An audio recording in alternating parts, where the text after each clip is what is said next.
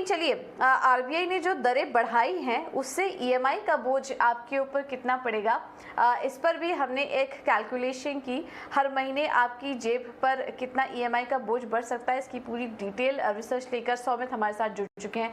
सौमित, बताइए, ये जो दरें बढ़ाई गई हैं इससे होम लोन, कार लोन और पर्सनल लोन पर क्या असर पड़ सकता है?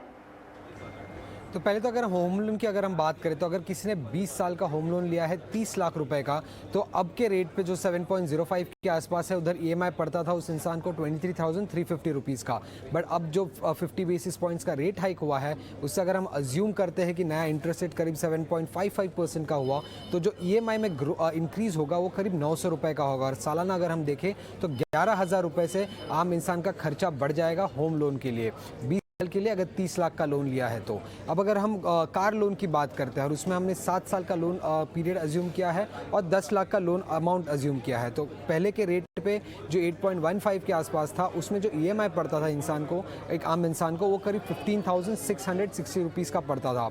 अब ये बढ़ जाएगा करीब 250 रुपये से, और सालाना खर्चा अगर हम देखेंगे तो 3,000 रुपये से बढ़ जाएगा आम इंसान के लिए। बट ये है 7 साल के लिए 10 लाख का लोन, कार लोन।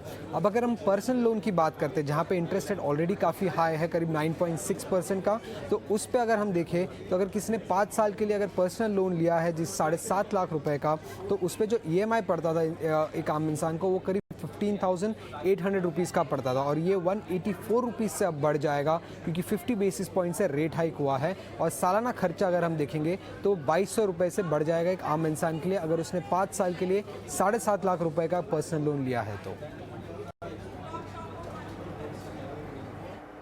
ठीक है, तो ये ईएमआई का कितना बोझ आपके ऊपर आ सकता है मंथली और सालाना आधार पर भी हमने आपको बताया कि कितना एक्स्ट्रा ईएमआई आपको देना पड़ सकता है। एक बेंचमार्क रेट को ध्यान में रखते हुए ये कैलकुलेशन यहाँ पर की गई। बहुत बहुत शुक्रिया सौमित ये जानकारी देने के लिए।